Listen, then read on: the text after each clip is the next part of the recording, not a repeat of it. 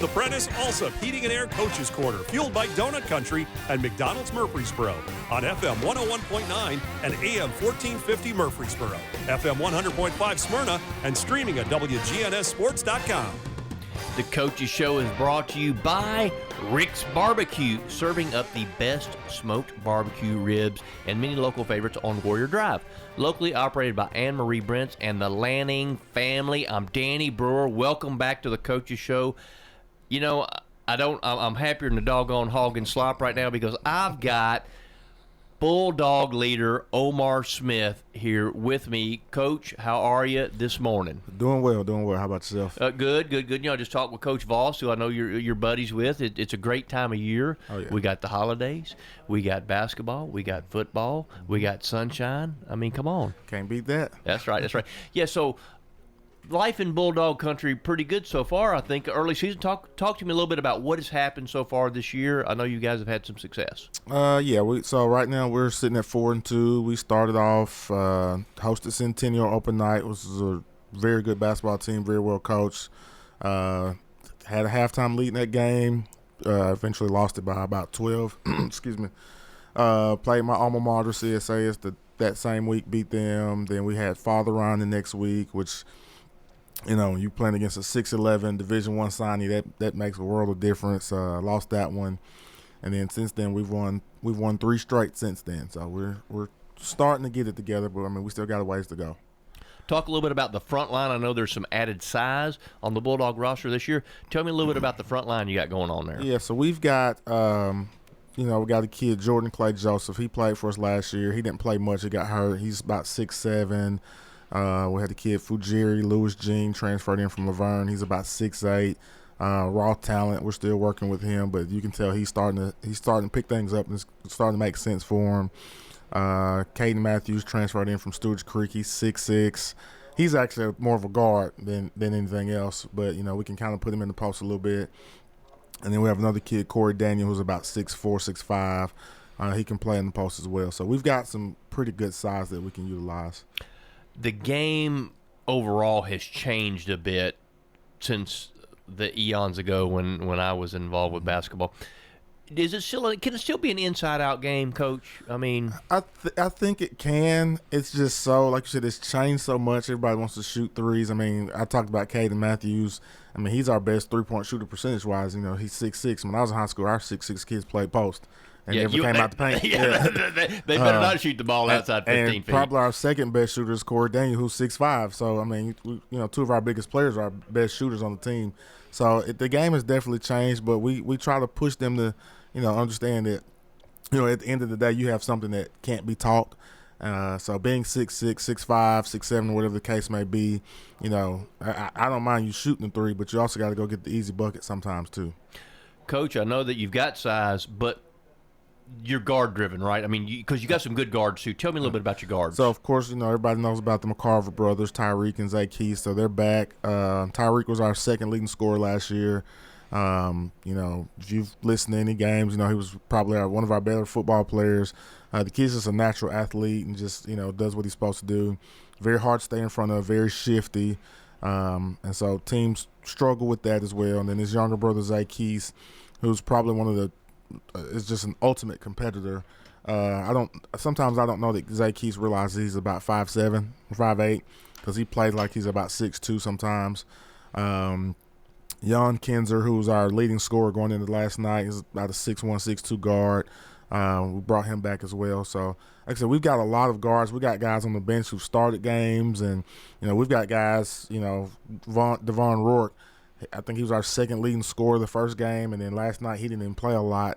And not because of anything that he did, it's just, you know, the flow of the game because we're so guard heavy. So let's talk a little bit about the McCarver boys. I know I saw them play quite a bit last year. I don't think they've met a shot that they didn't like.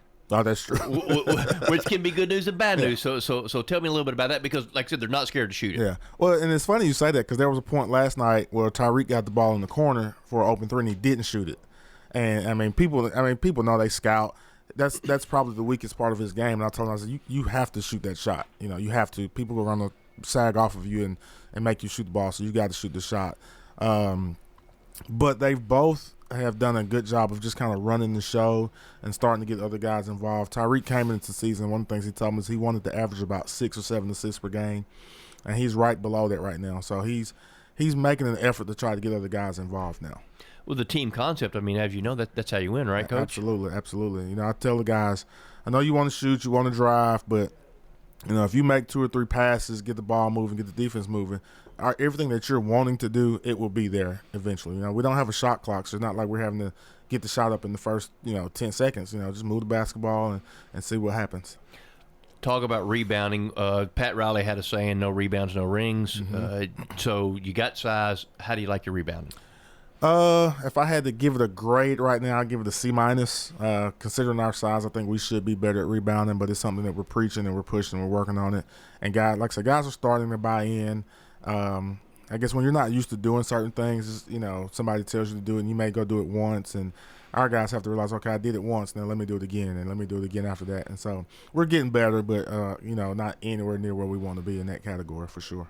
Because rebounding is work. I mean, you develop position. You have to think about it, too, as far as that kind of stuff. So it's not just, hey, let the ball go up and I'm going to jump over everybody. Right, and I think one of the good things our guys, a lot of kids don't understand, we play great defense, but if you don't rebound, then your defense doesn't matter.